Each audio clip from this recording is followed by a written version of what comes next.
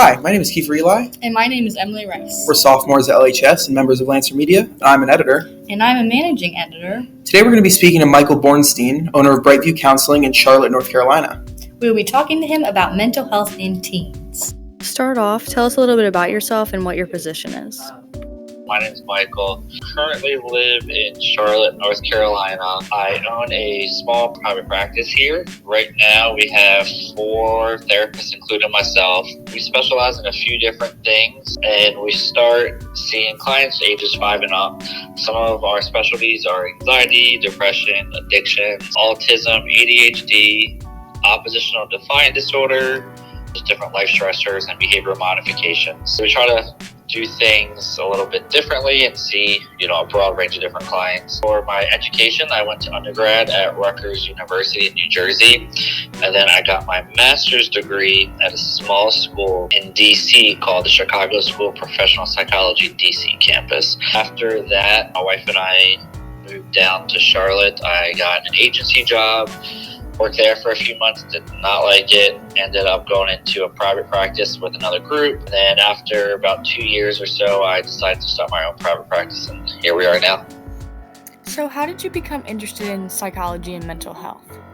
So actually when I was in college, I first went to college because I wanted to be a dentist. Then I started taking science classes and realized that is not for me. But when I was a freshman in college at Rutgers, I saw Eric LeGrand, a football player, during a game. My freshman year, he got hit and he was paralyzed from the neck down.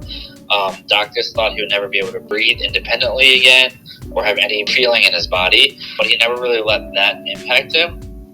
He actually relearned how to breathe on his own without a ventilator and without assistance. He did regain feeling in his body and some movement. So throughout the years of seeing him and all his challenges and the adversity he faced, I still push forward to today, have such a positive outlook on life.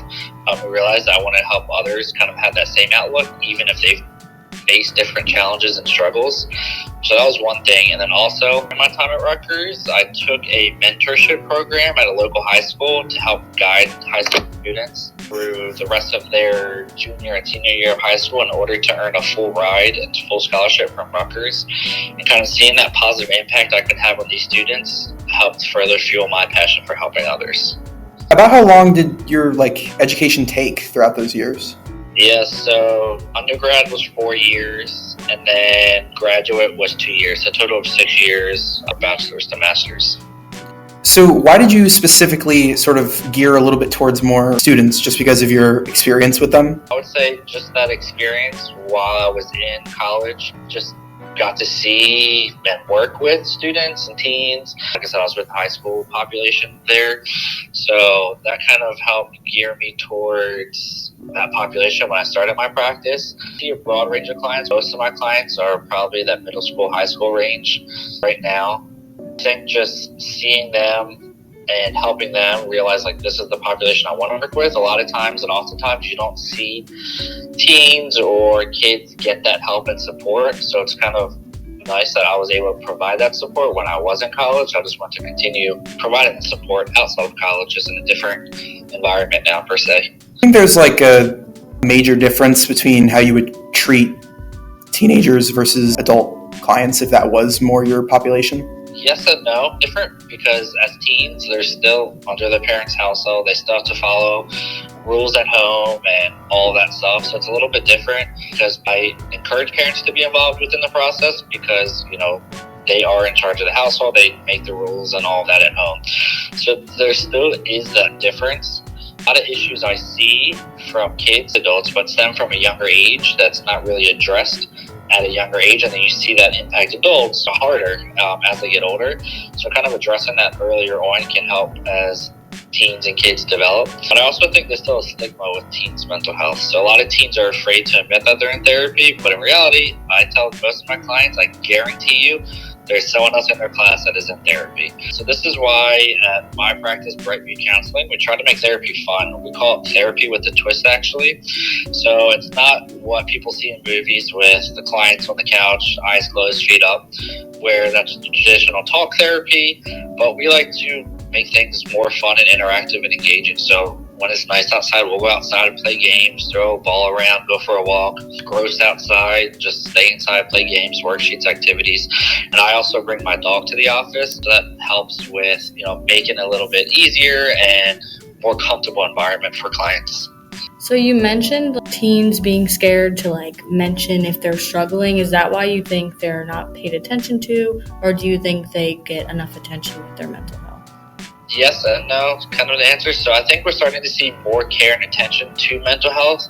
I think for better or for worse, so we're seeing a lot more of social media attention towards mental health and it being talked about more. We see a lot more of celebrities and athletes starting to promote mental health. We are starting to see it a little bit more. I don't think it was seen enough in the past.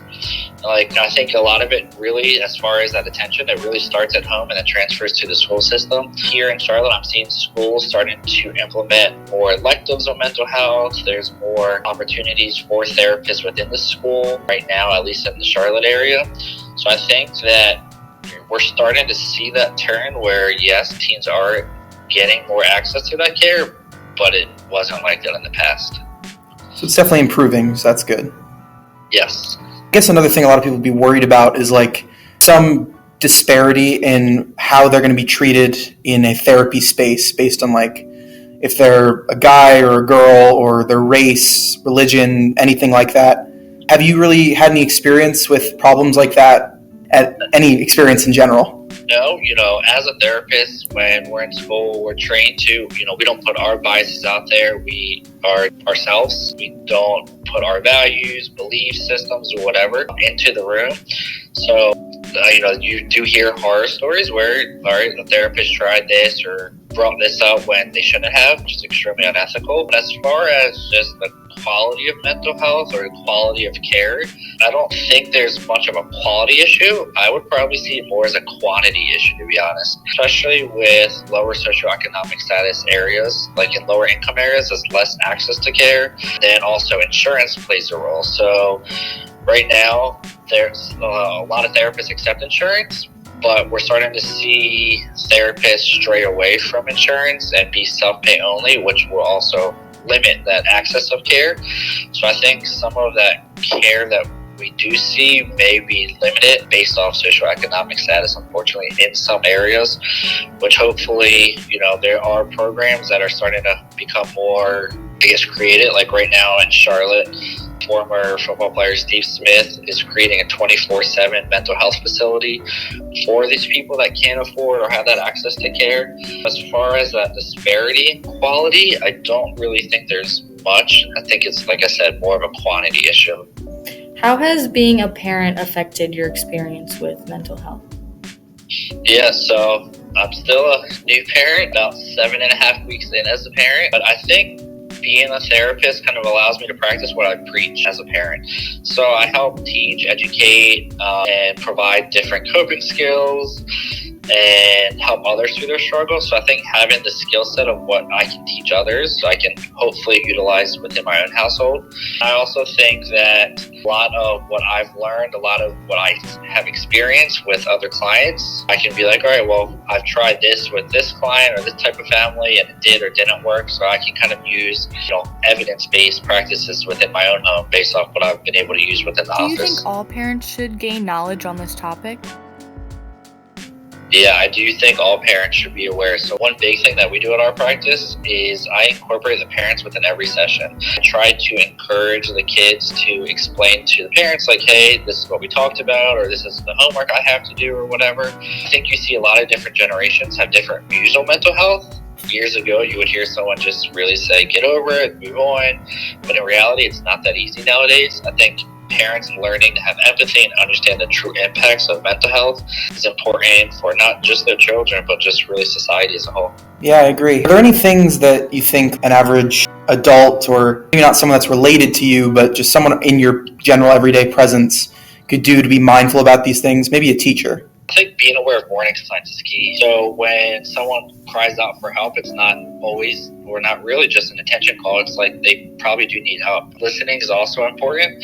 Sometimes people feel that they have no one for them, and all it takes is just someone to lend an ear to, and that can make a world of a difference. But I do think knowing what warning signs are and kind of having just like a pocket list of just a few coping skills. Like if someone's in distress during the classroom or during a test or bullying issues, having a few coping skills in their back pocket as a teacher or administrator to help calm the student down, help them bring down the intensity of their emotions would be extremely important. So not everyone might feel like comfortable talking with someone. So Yep. do you have any things that could help someone who isn't willing to reach out for help? Any self-care, I guess. Honestly, self-care looks different in so many different ways. Self-care, some people think about as, oh, I'm just going to take a bath, light some candles, or go to the spa, where it's not really like that. Self-care is do anything for yourself that you really enjoy, as far as playing a game, working out, listening to music, physical activity, whatever that may look like for you. So I think also mindfulness, one big thing that we do at our practice is mindfulness, because mindfulness you can do wherever and whenever. There's some different tools and tricks, is from deep breathing, focusing on your senses, that we teach students that they can use within the classroom, that one, no one even knows that they're doing it, but also really allows them to decrease those intensity of emotions. Is there any other information just you yourself might want to share, but otherwise we'll be at the end of our questions? The biggest thing is just, don't be afraid to ask for help, and then also don't be afraid to listen when someone asks you to listen, and hopefully, we're able to see that turnaround and that stigma of mental health, come to an end. And if you'd like to reiterate what your practice is called and where it's located and everything. So again, my name is Michael Clark Borenstein. I own a private practice called Brightview Counseling in Charlotte, North Carolina. Thank you for listening to our podcast. We hope you found some of this interview information useful. If you want to keep up with us, follow us at LHS Journalism on Instagram, Twitter, and Facebook. Goodbye.